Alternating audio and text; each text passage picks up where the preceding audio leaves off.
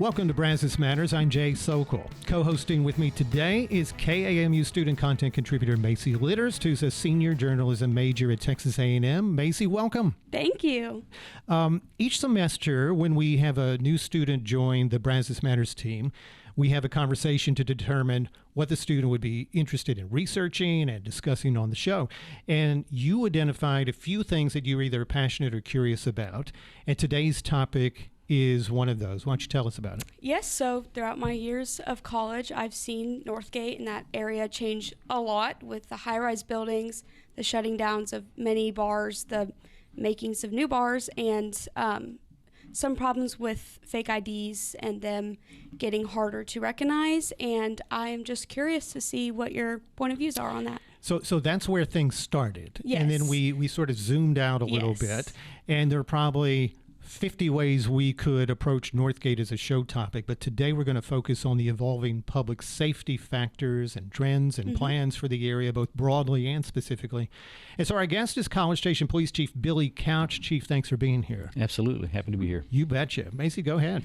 So I just wanted to ask, how long have you been in the College Station Police Department, and how long have you been chief?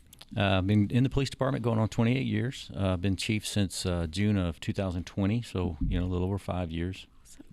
And would you describe Northgate in the way that law enforcement sees it? There's a lot. There's a lot of layers to Northgate. Obviously, you mentioned in the beginning the high rises. All of that's new. When I started here, Northgate was an environment filled with a lot of churches and 7 bars. And now we're kind of there are still some churches in Northgate, and we have over 30 bars. And then we probably added about 10,000 students with the high rises you mentioned. So Northgate is a really interesting environment for our city. Yeah.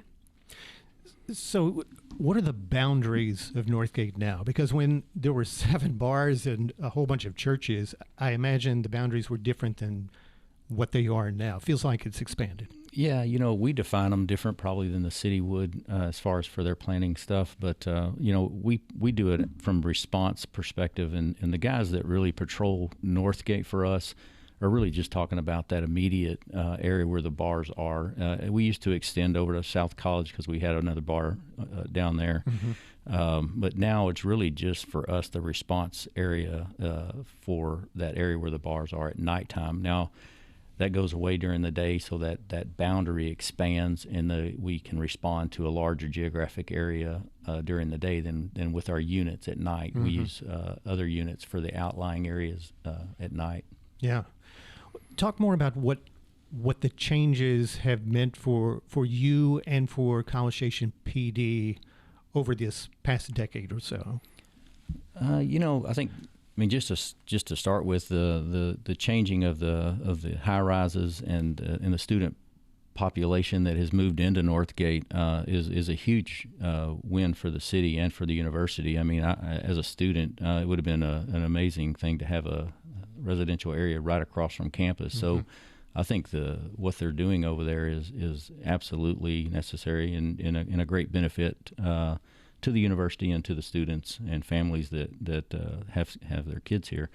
Northgate during the day is just a far different thing than it is at night. At night, it kind of turns into a entertainment area.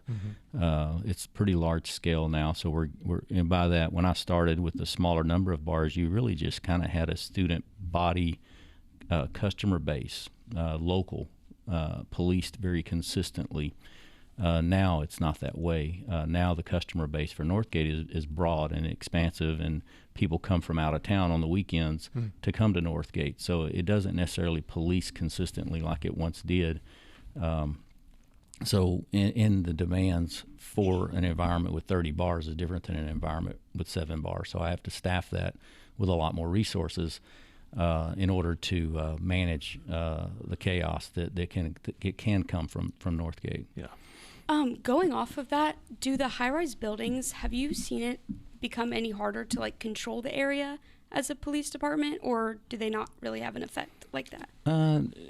No, the high rises do a good job of, they somewhat police themselves. They're organized in a way to where if issues come about, not necessarily criminal matters, but things that come about within those buildings, they do a good job of, they're attentive to the residential needs, so they deal with that stuff. For us, the high rises probably collectively create about 500 calls for service a year. Whereas Northgate is going to generate about, at night, is going to generate about 10 to 12,000 calls. So the high rises are not a big demand for us, and they do a really good job of taking care of their residents. So it reduces the need for police services. Although we do respond and are ready to respond when needed, it's not a real often occurrence. Yeah, absolutely. And what are some challenges you have seen in the police department?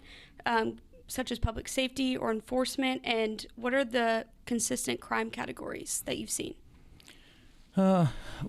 We've always been a police agency that takes a lot of burglary calls. We have a target-rich environment with students. They don't often lock their cars. They don't, and they have nice things. So since I began, it's always been sort of our leading crime is burglary, motor vehicle, those kind of things. Lately, we've for the past few years, we've been seeing more theft of firearms from vehicles because more people are purchasing firearms and then leaving them in their cars or not being responsible, taking them out, and we're seeing more theft of firearms from vehicles. But those are some of our bigger crime trends that have been very consistent. Northgate specific, I mean, it's going to be all your alcohol-related offenses, minor in possession, minor consuming alcohol, public intoxication. It does attract a lot of the high rises are a younger student demographic, so it does attract perhaps a younger student body into Northgate when the eligible age for drinking is 21. So there are a lot of the fake IDs in order for them to access bars or access drinks. And then they're also inexperienced consuming alcohol and understanding the impact it can have. So you see some binge drinking or excessive drinking that then creates an adverse outcome for them, whatever that might be, and it leads to offenses like assault and stuff like that. We see that a lot more. And that's the reason that you'll hear about or see us enforcing minor in possession of alcohol, because we're trying to curb those other offenses, those other consequences, or trying to help prevent being a victim in that environment. Absolutely. So related to that, I want to assume that more students in that area have meant more arrests for public intoxication, DWI, MIP in the Northgate area. Does data show that? So more students there mean an increase in those sorts of crimes that people are arrested for. But I mean, that's my assumption. But do the statistics actually prove that out? Yeah, I'm sure if you have more cars on the road, you're going to have more crashes. So if you have more students doing it wrong, you potentially could have more citations or arrests. Police count matters. If I have 4 officers working a large environment like that that's collected with a lot of people, less enforcement. But if I can have a full team up there, more police see more things, and offenses occur in their presence. You're going to see more arrests and more citations. So it's all kind of interconnected, I guess. You and I worked together for a little bit at the city of College Station, and there were times when you would share, videos, body cam videos and things like that to just demonstrate what your officers there deal with on a routine basis, or at least on Thursday, Friday, Saturday nights. And I was always impressed with the amount of restraint and the amount of de-escalation that your officers use under those circumstances. How do you train for that? It is a challenge, and it comes in that environment where you could have upwards of 10,000 people on a weekend night in that environment, consuming alcohol and doing things maybe while impaired that they wouldn't normally do. So they do have a lot of restraint, and those officers that work that environment, they sign up for that assignment, right? They're very tolerant and they understand that the environment is created for them to explore and have a good time in. So they do give them grace to an extent. They expect them to go out there and have fun and do the things that they enjoy.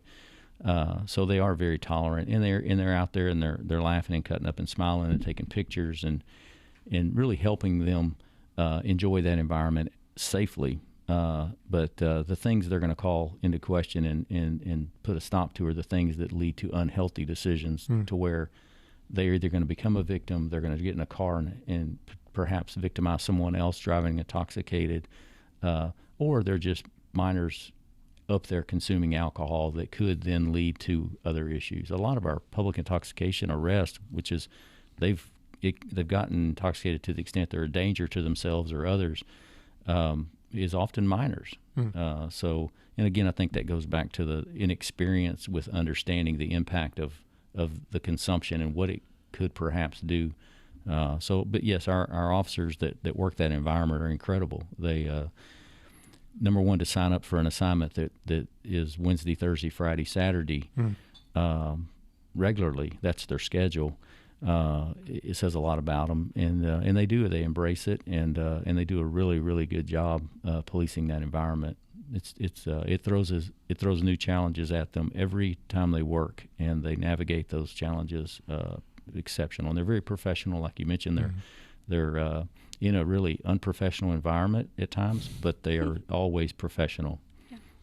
Yeah, it seems like there would need to be a very special kind of personality, a very special level of training, just for that environment versus some of the other areas of the city that might require patrolling and so forth.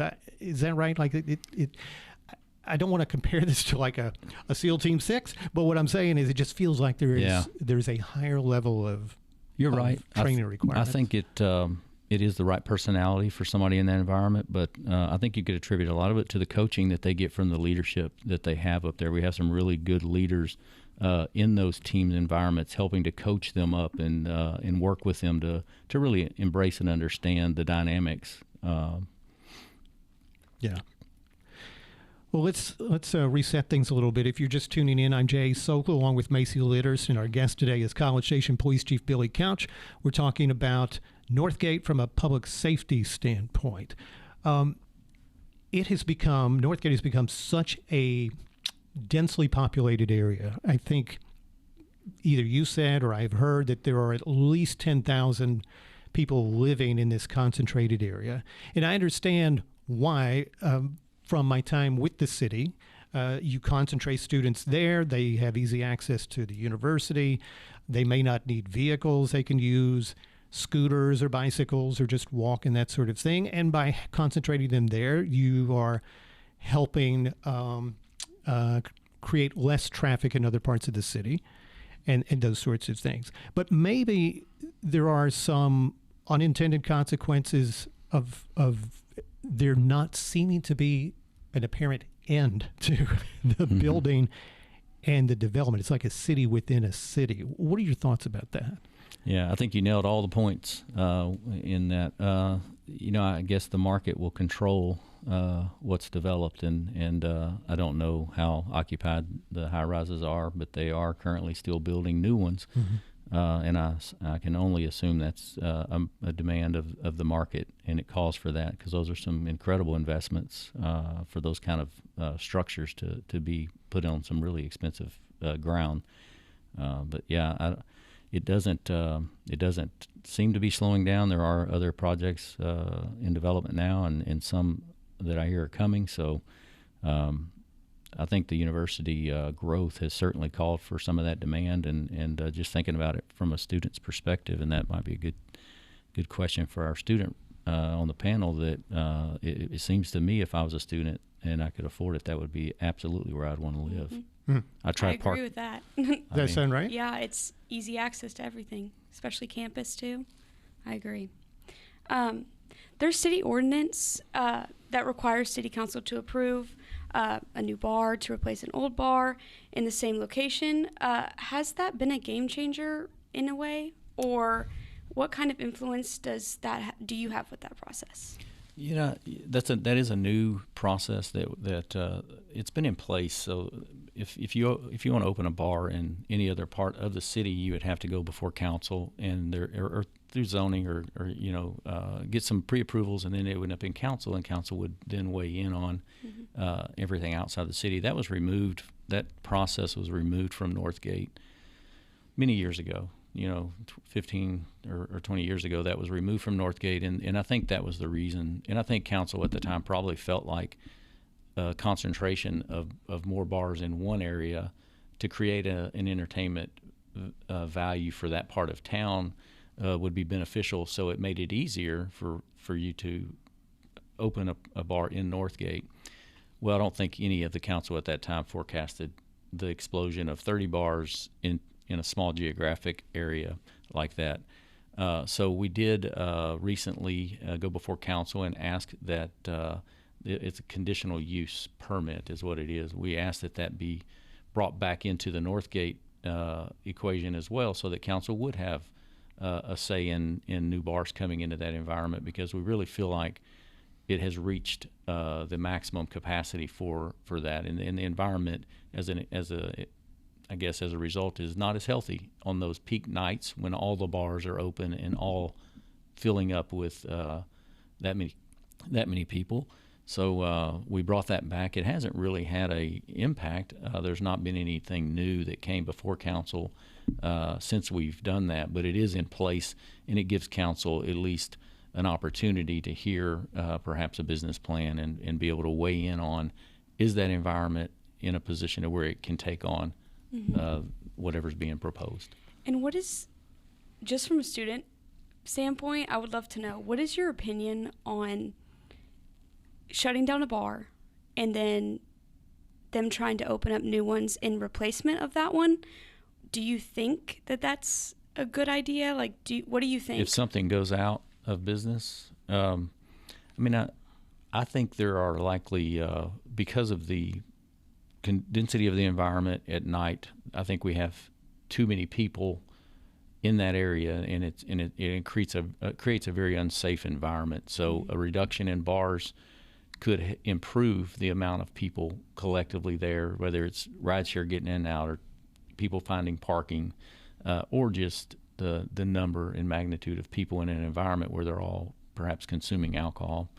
I think the market controls that. If we had some go out recently that are really nice facilities, nice places, and I assume that somebody absolutely that is in that area would like to try to reopen those, and I don't think I would really have a way to weigh in on that. There are, as you know from going to Northgate, there's probably 10 different styles of environments, right? And 10 bars of each style. So I think each bar at times fills up. So there are people who like a certain type of environment of a bar, and then others that like a different type. But the people are coming. It is a lot of people, and it can get to a point of being unsafe, regardless of police and stuff. So, yeah, I think over time, a reduction in the number of bars, and really, it's not just that. It's the daytime environment. There are a lot of people moving around, and maybe we can get to a point to where we can see the opening of some daytime businesses to where you have some diversity in that environment. Yeah, absolutely. And what do future strategies for reducing crime in Northgate look like for the police department, and what kind of additional funding and staffing are needed to make that happen? So currently we're staffed well. We've gotten a good response from the city manager's office. We've gotten a good response from the city council as far as staffing Northgate for those demands. We have an environment up there that we lease for their office space, so they can work in the environment. It makes it easier for them. They do function off of bicycles a lot of the time, and they can launch from their office into the environment back to the office. Those kind of things.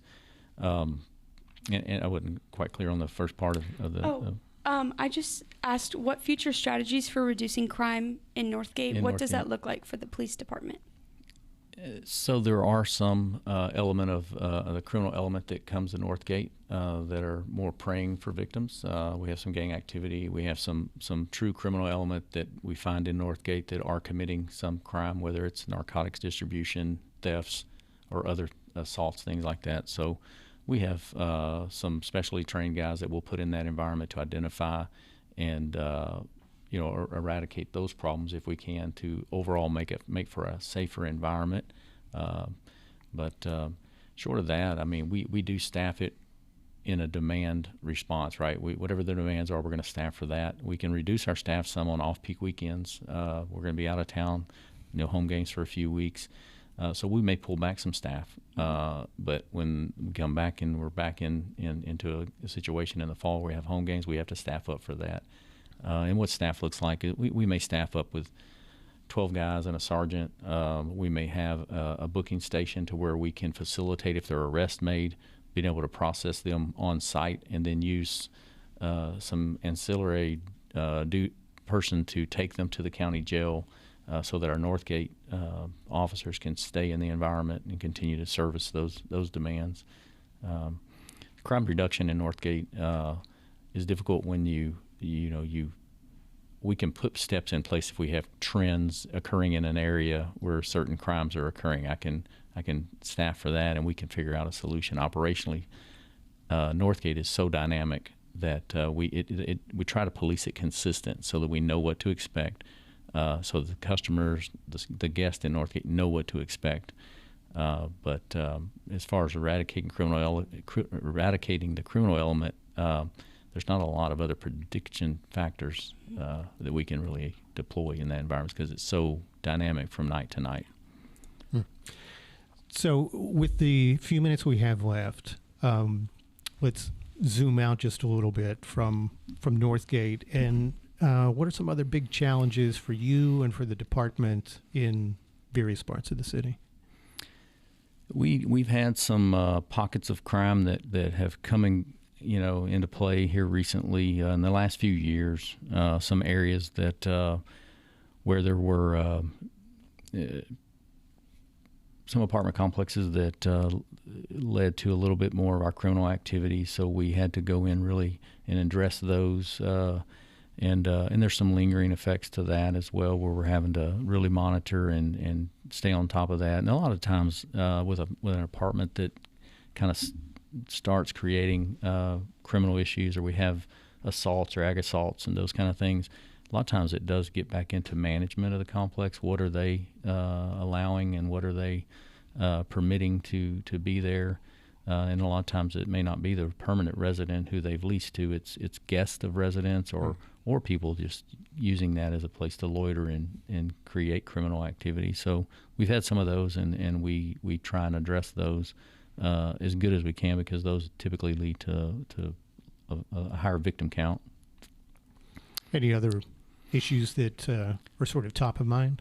Traffic, our traffic is up. You've seen that if you move around town. I think there's been some great improvements in some of the roadway improvements. 2818 Harvey Mitchell Parkway is one that was really creating some really strains and causing more accidents and things like that. They've done a good job in that area, and that's really opened that up well. But other areas are still, even though they're probably built correctly, there's just a lot of traffic in our community now, and so we have traffic related issues. We staff a traffic unit, as you're aware. My traffic guys are out. They'll start and end their day in the school zones, often during school year, and then they're going to hit high crash areas where we're receiving complaints on things like speeding and things like that. So they're really active to try and slow cars down. We have a younger demographic of drivers as a result of the university, and kids, freshmen coming in with only a couple of years experience, unfamiliar with roadways and things like that. So that, combined with some distracted driving, perhaps leads to a few issues, a few more crashes and things like that. So we are on top of that. Yeah. How are you doing on staffing and recruiting? Man, we're doing good. I've got two really good recruiters right now. Jason Bourne, Meredith Paul are my recruiters, and they're on top of it, doing a good job. In our industry, if you hire someone just off the street, you're gonna put them through training. it's 11 and a half months from the time you hire them until they take their first call for service. Police academy, field training, and all that goes into that. And so a huge investment. Huge investment. Well, if your attrition, because we're going to have retirees or different things when people leave, so you're always trying to stay caught up. But they have us in a really good spot as far as the numbers. Like FTEs authorized, we're really close to that number. But I've got 13 in the police academy. I've got more in field training, so those count as vacancies because they're not really servicing calls for service. They're still in a training environment. So we're doing good on the number, but it's really impacting us on our bottom line because they're in training. So many are in training. Yeah. And that's every police department for the most part. Everybody kind of struggles with that same general concern. You want to give a quick pitch for becoming a College Station police officer? And I'll expand that to not just police officers. We have some fantastic professional staff in our building that we have, 171 authorized police officer positions, and then we have another 75 that are not police officers that service in dispatch or other areas of the building, and we're always hiring in different areas. We have a position called police assistant, which is a police type position where they don't have to have a badge and a gun, but they can take calls for service, they can process evidence, they can do things to support the police officers, and those are really good positions for us as well. But we're always looking, love to hire local talent, but anybody who has an interest in it, I'd ask them just not to hesitate and reach out and give us a chance to kind of show them around and answer their questions. It is a great profession. It's a great place to serve. In my opinion, if you're getting into policing today, the biggest thing you should consider is the community that you're serving. And College Station is just an outstanding community to serve as a police officer. They're very supportive. I don't think the support came for free. I think it came on the backs of the hardworking men and women before me that we just have to maintain that. And we try to do that in everything we do, to serve with absolute professionalism and excellence. We may not always get it right. If we're striving for the best, we're going to get real close. And that's across the board. I don't just say that as the chief. My officers and support staff all believe that, and they really do that in everything that they do. Well, Chief Billy Couch, thank you for being here. Thanks for joining us. We really appreciate that. Absolutely. You so much. Thanks for having me. And Macy, thanks for being in here for your very first interview on Brazos Matters. You did great. Thank you so much. She did do great. Thank you. Brazos Matters is a production of Aggieland's Public Radio, 90.9 KAMU-FM, a member of Texas A&M University's Division of Community Engagement. Our show is engineered and edited by Matt Dittman. All Brazos Matters episodes are available on YouTube and on podcast platforms like Spotify, Apple, iHeart, and Amazon. We are also on the NPR app and on the KAMU website. We'd love for you to rate and review and subscribe so you never miss an episode. For Macy Litterst, I'm Jay Sokol. Thank you so much for watching and for listening to Brazos Matters. Hope you have a great day.